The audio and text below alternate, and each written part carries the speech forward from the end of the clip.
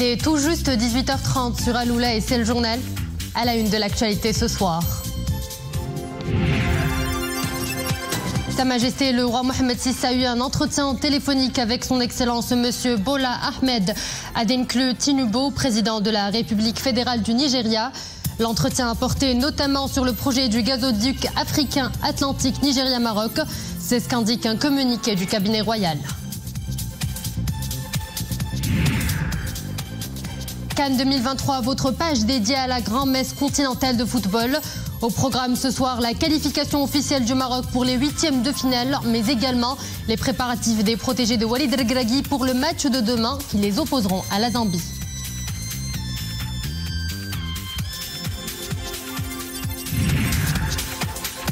Enfin, de journal, nous irons à Fès. La capitale spirituelle attire de plus en plus de touristes friands d'histoire et de patrimoine.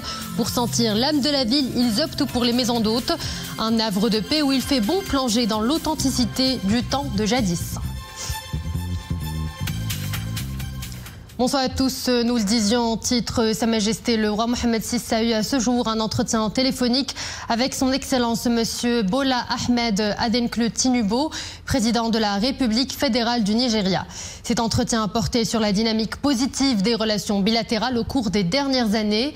L'entretien a également porté sur le projet de gazoduc africain Atlantique Nigeria-Maroc, projet structurant qui sera un levier stratégique pour l'intégration régionale et le développement économique, social pour l'ensemble des pays de l'Afrique de l'Ouest.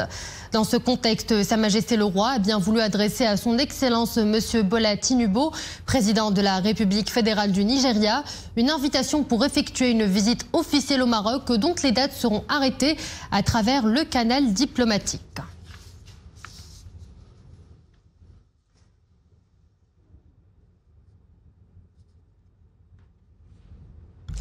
Les élèves sont en pleine période de vacances, mais l'heure n'est pas vraiment au repos pour ceux qui sont en scolarité dans l'école publique. Ces derniers ont rejoint les bancs des séances de rattrapage, car vous le savez, l'année scolaire était marquée par de nombreux mouvements de grève des enseignants. Alors récupérer le temps perdu, le temps scolaire perdu est une nécessité. Le ministère de l'Éducation nationale, du préscolaire et des sports a lancé tout un programme de soutien scolaire au profit de ses élèves. Al-Husseima, l'exemple est avec Wassim Amsoud et Zakaria Moukhin Billah. L'ambiance est studieuse dans cette salle d'informatique du lycée secondaire qualifiant Al-Khuzama d'Al-Husseima. Face à des ordinateurs, ces élèves tentent de se connecter sur la plateforme de soutien scolaire Tilmid-TIS, une plateforme mise en place par le ministère de l'Éducation nationale, où ils pourront suivre des cours à distance.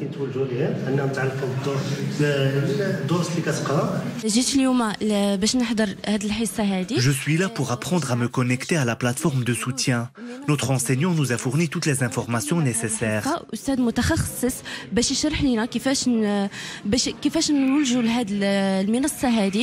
À la séance d'anglais, l'activité du jour fait appel à l'expression orale et à l'échange.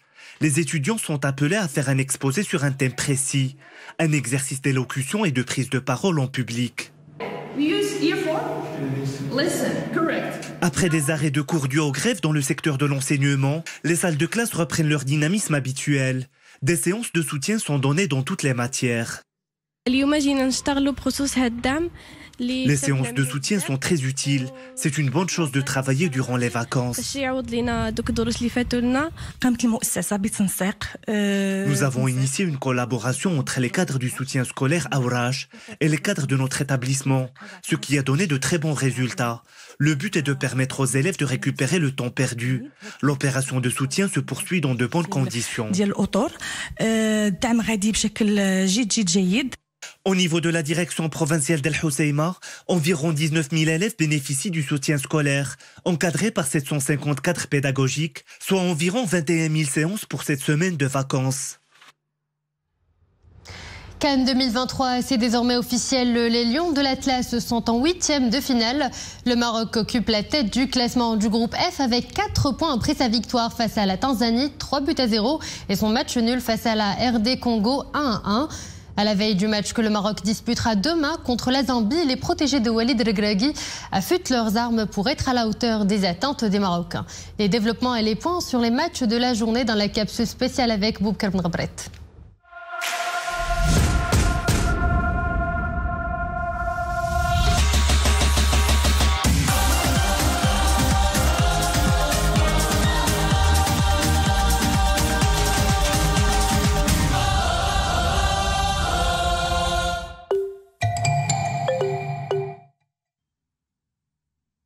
Le Maroc assure sa qualification pour les huitièmes de finale de la Coupe d'Afrique des Nations. En effet, le Maroc qui occupe la tête du groupe F avec 4 points après sa victoire face à la Tanzanie 3-0 et son nul face à la RDC 1-1, est assuré au moins de terminer parmi les meilleures 4 sélections, classées 3e au vu des résultats des matchs disputés lundi. Les hommes de Walid Regragui avaient 3 possibilités. Finir à la première ou à la deuxième place à l'issue des 3 rencontres de ce premier tour, ou finir parmi les 4 meilleurs 3e des 6 groupes. Si les Lions de l'Atlas terminent à la deuxième place, ils défieront l'Égypte qui a fini second de son groupe B. S'ils finissent à la 3e place, les Lions de l'Atlas affronteront le premier du groupe C, Sénégal, tenant du titre, Cameroun, Gambie ou Guinée. Ou le premier du groupe D, Algérie, Burkina Faso, Mauritanie et Angola.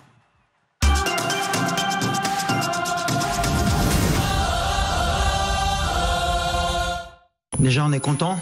On a fait ce qu'on avait à faire. On voulait se qualifier rapidement. On l'a pas fait sur le match de la RDC en prenant 6 points, mais les matchs d'hier nous ont permis d'être qualifiés avant le 3e match. Donc c'est positif. Ça veut dire que on devient régulier dans cette CAN à passer le premier tour, ce qui était rare il y a pratiquement 10 ou 15 ans.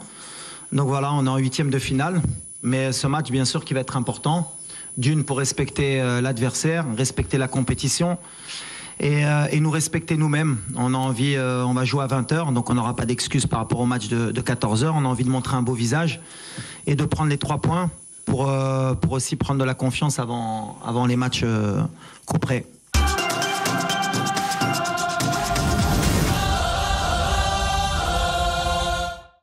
Le Maroc affrontera mercredi à 21h la Zambie au stade Laurent Pocot de San Pedro. Deuxième match du groupe F, la RDC jouera la Tanzanie. Ça sera à 21h, toujours mercredi.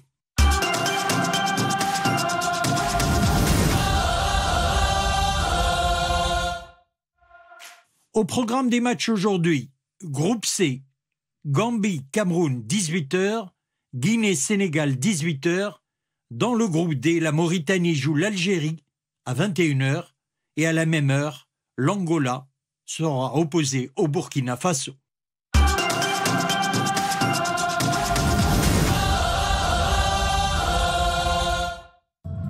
Elle s'est imposée dans un monde de coutumes réservées aux hommes. Elle, c'est Bouchra Karboubi, la première femme arabe à officier en tant qu'arbitre principal lors de la Coupe d'Afrique des Nations. Elle a mené à bon port le match décisif qui a opposé hier le Nigeria à la Guinée-Bissau pour le compte de la 3e et dernière journée du groupe A de la CAN qui se poursuit en Côte d'Ivoire.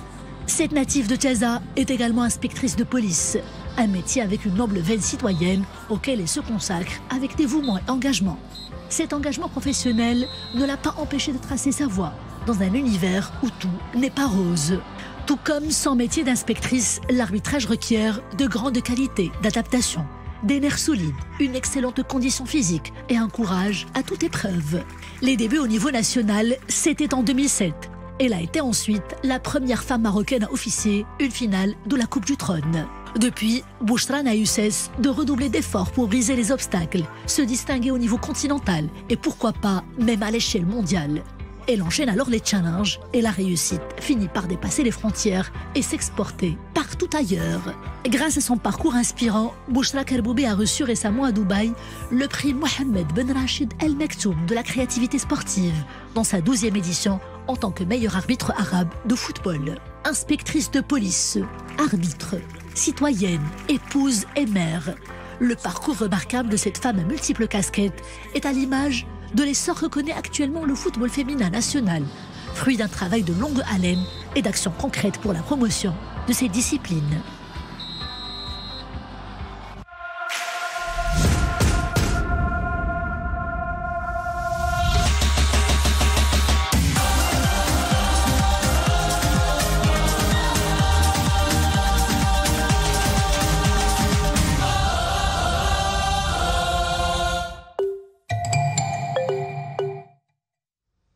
Et pour un décryptage avec nous ce soir sur le plateau, Khalil Boudra, cadre national. Monsieur Boudra, bonsoir. Bonsoir Oumaima et merci pour l'invitation. Merci à vous. Après une bonne entrée en lice face à la Tanzanie 3.0, 3-0, les Lions de l'Atlas n'ont pas montré le même visage face aux Léopards de la République démocratique du Congo. Est-ce qu'on peut dire que la chaleur et l'humidité sont les seuls responsables de ce niveau? C'est sûr, c'est sûr. Il faut vivre ça. J'ai vécu ça modestement en tant que joueur avec l'équipe des Phares en 85. Quand il y a un taux d'humidité qui dépasse les 75% et un taux de chaleur de 36 degrés, donc c'est pas évident. Ça empêche les joueurs physiquement de faire des efforts, même au niveau inspiration-expiration. Donc c'est pas évident. Et le fait d'avoir joué à 14 heures, c'est pire. Donc le fait qu'on a fait un match nul contre la RDC, je crois que c'était tout à fait logique. Parce que le joueur, pour être performant, il a besoin de 4 paramètres. Technique, tactique, physique et mental. Donc quand vous avez un problème au niveau du physique et du mental, ça commence à déraper. Donc on est heureux d'être qualifié. Et même si ce match, c'est-à-dire on le joue, on est qualifié, mais il a un enjeu. Il a un enjeu, donc on va, comme a dit Regragui, on va essayer d'être à la hauteur et de démontrer que la performance en Coupe du Monde n'a pas été le fruit du hasard, mais que ça a été un fait qui est certain et ça a été le fruit d'une politique vraiment très intelligente de la Fédération royale marocaine du football et des directives de Sa Majesté. Et demain, face à la Zambie, les Lions de l'Atlas doivent rassurer le public marocain, déjà qualifié pour les 8e de finale. Face à la Zambie, Walid Regragui apportera sûrement quelques changements. Bon, je ne suis pas Walid Regragui. Normalement, c'est lui qui doit répondre à ça. Mais en tant que modeste coach, je crois qu'il y a un enjeu dans ce match. L'enjeu, c'est le fait de terminer premier. Parce que si on termine premier, on va rester dans nos repères. C'est-à-dire on n'aura pas à se déplacer. En plus de ça, si on gagne la Zambie, on va prêter un coup de main à la Côte d'Ivoire.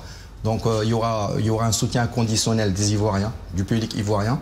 Mais je crois que Walid Regragui va être intelligent pour ses choix, parce qu'il y a des joueurs qui ont des cartons. Donc quand vous avez un joueur qui a un carton et qui est à la merci de ne pas pouvoir jouer les 8e de finale, donc normalement on doit le ménager, parce que c'est obligatoire. C'est-à-dire c'est un choix qui s'impose. Mais je crois qu'il va rester dans ses certitudes. Donc je crois que on va voir à peu près la même équipe, excepté peut-être 2 ou 3 changements. Mais si c'était un autre contexte, c'est-à-dire si on était qualifié et que la première place n'avait pas d'importance, peut-être qu'il aurait fait tourner le groupe. Parce que ça va de soi, parce qu'on a emmené 27 joueurs, donc il faut leur donner leur chance. Donc c'est un match avec un enjeu, donc je crois que le choix de Regragui va être un choix qui est intelligent. Il va prendre en considération l'enjeu de ce match. Et quel que soit le résultat du match de demain, le Maroc jouera soit l'Égypte, soit le premier du groupe C où évolue le tenant du titre, le Sénégal, ou le premier du groupe D. Quel adversaire, selon vous, nous facilitera la tâche pour les quarts de finale? Pour être franc, j'ai déjà dit ça en début de Coupe d'Afrique, il n'y a pas de petites équipes. Toutes les équipes se valent, toutes les équipes sont dans le même piédestal, c'est-à-dire il y a une progression du football africain qui est énorme, due peut-être à la qualité de la formation. Donc personnellement, je n'opterai toutes les équipes se valent. Donc peut-être, je crois que on va jouer l'Afrique du Sud ou la Tunisie, si on termine premier. Donc peut-être j'opterai, mais ça serait peut-être minimiser l'équipe de l'Afrique du Sud, mais toutes les équipes se valent. Ça sera n'importe quel adversaire, ça sera un match compliqué. Donc le Maroc est un des demi-finalistes du Mondial du Qatar et parmi les favoris de cette CAN, il est appelé à réitérer l'exploit de 1976 à Addis Abeba. Est-ce qu'on peut dire que nous disposons du potentiel nécessaire pour y arriver? Oui, mais le contexte de la Coupe du Monde, c'est un autre contexte. Le contexte africain, il est différent. La Coupe du Monde, il n'y avait pas l'adaptation physiologique. Donc maintenant, déjà, il y a la contrainte avec l'adaptation physiologique.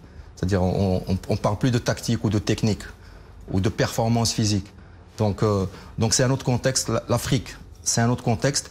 Et comme j'ai dit, et comme l'a dit Regragui, l'Afrique, c'est devenu une compétition vraiment, c'est-à-dire compétitif. Il n'y a pas de petites équipes. Le football africain a progressé, mais c'est un autre contexte. C'est automatiquement un autre contexte. Ce n'est pas la coupe. On est demi-finaliste de la Coupe du Monde. C'est du passé, mais on doit avoir, c'est-à-dire cet état d'esprit. On doit être performant individuellement et collectivement pour pouvoir remporter cette Coupe d'Afrique. Khalil Boudra, cadre national, je vous remercie d'avoir été l'invité du journal. Je vous en prie, merci.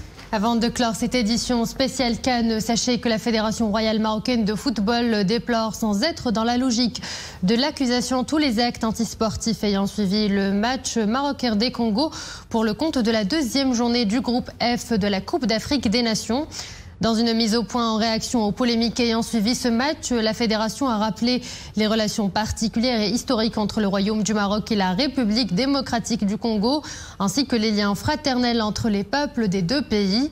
La Fédération a également mis en avant la coopération exceptionnelle entre la Fédération congolaise, notant que les nombres de joueurs congolais évoluant au Maroc et les échanges footballistiques existants entre les deux fédérations en sont le véritable témoignage. La fédération a par ailleurs relevé que son président, M. Fawzi El-Qja, a été le premier à féliciter l'entraîneur de l'équipe du Congo, Sébastien de Sabre, en reflétant l'état d'esprit de la sélection qui s'est manifesté durant tout le match.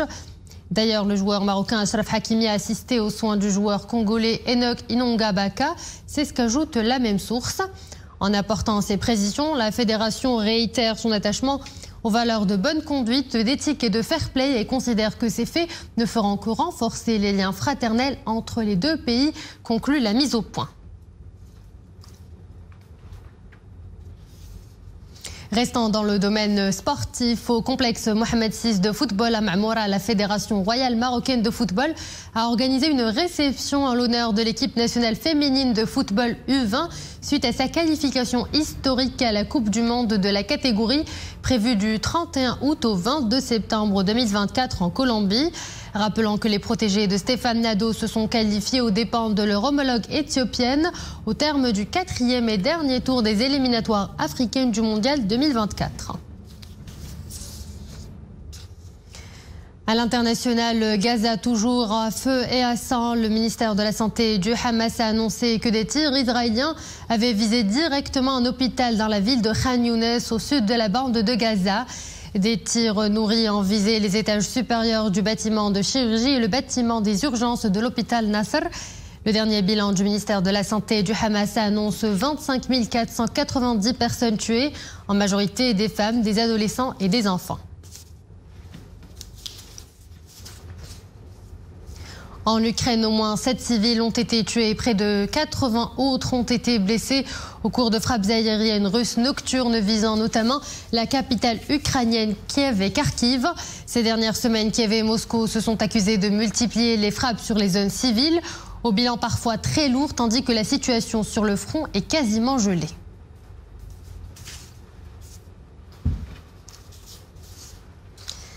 À Paris, le Maroc a mis en valeur tout son talent dans l'art de la boulangerie, signant une participation remarquable à la 12e édition de la Coupe du Monde de la boulangerie. L'équipe marocaine a terminé à la 6e place de cette compétition organisée dans le cadre du Salon européen. Le Maroc était en lice avec 11 autres finalistes. Son équipe était composée d'Orhaz Soulami, président de la Fédération marocaine des arts culinaires et de la Fédération de la pâtisserie boulangerie d'El Hassani Dihya pour la viennoiserie de Driss Dark pour le pain et d'Amin Boulmen pour la pièce artistique. La première place de cette Coupe du Monde de la boulangerie est revenue à la France. La Corée et le Japon ont complété le podium. Elle aussi est connue pour son art gastronomique. Je vous parle de la ville de Fès. Mais la capitale spirituelle se distingue particulièrement par son histoire millénaire, ses madrasas et ses chefs-d'œuvre architecturaux. Pour être au cœur de ces décors, nombreux sont les touristes qui choisissent les maisons d'hôtes comme espace d'hébergement dans l'ancienne Médina. Immersion dans l'une de ces demeures traditionnelles dans ce reportage signé Anwar Roumari, Iman Slaoui, Asma Tsazi et le commentaire de Maria Aoued. Au détour d'une ruelle qui a priori ne paie pas de mine, une immense porte mauresque incrustée de fils d'or s'offre à notre regard profane. Nous voilà happés par le mystère qui s'y trouve. Une fois le seuil foulé, l'enchantement est là. Entre les mains d'une famille fascie depuis plusieurs générations, la demeure familiale est réaménagée en une maison d'hôte aux allures de palais. Ce riad est tout simplement merveilleux. Une fois dans le patio, on ne sait plus où donner de la tête tellement c'est beau. J'ai l'impression d'être dans un palais où chaque détail a son importance. C'est sublime.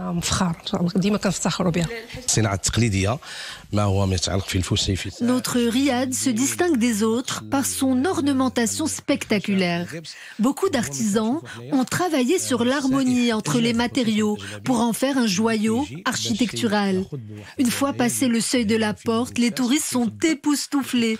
Mais au-delà de cette première impression spectaculaire, ils veulent en connaître davantage sur notre patrimoine. Comme un langoureux vertige, des mosaïques de couleurs et de faïences donnent à voir un travail d'orfèvrerie, parfaitement réalisé par les maîtres artisans. Un joyau architectural et une impression de basculer au temps jadis. Lorsque, au détour d'un thé à la menthe, nos aïeuls nous racontaient l'histoire de Fès et de ses habitants. Le concept du riad plaît beaucoup aux touristes car ils ont l'impression de basculer dans l'histoire et de faire partie intégrante d'une famille marocaine traditionnelle. Il y a beaucoup de zéléges et de faïences qui tapissent les murs et tout un travail d'équilibre avec la lumière et les lanternes. Véritable chef-d'œuvre architectural taillé dans la pierre, le marbre et la faïence. Ce riad, très prisé par les touristes étrangers, raconte l'histoire fascinante de ses artisans et de ses ma'allem, mais aussi de son maître de maison. Car tous ont voulu célébrer l'histoire fascinante de cette ville millénaire où le visiteur se sent chez lui. Avant de clore ce journal, c'est alerte météo de fortes rafales de vent avec chasse-sable local attendu aujourd'hui et demain. Les reliefs des provinces de Choukaït Baha, Tiznit, Sidi Ifni, les provinces d'Assazag, Gilmim, Tantan, les Ayoun, Tarfaya, Boujdor, Smara et Oued Dahab seront concernés par ces rafales de vent demain. Ainsi, le ministère de l'Équipement et de l'Eau appelle l'ensemble des usagers des routes à faire preuve de prudence et de vigilance. Et voilà, nous arrivons à la fin de cette édition. Merci à vous de l'avoir suivi. Excellente suite des programmes sur Al-Oula.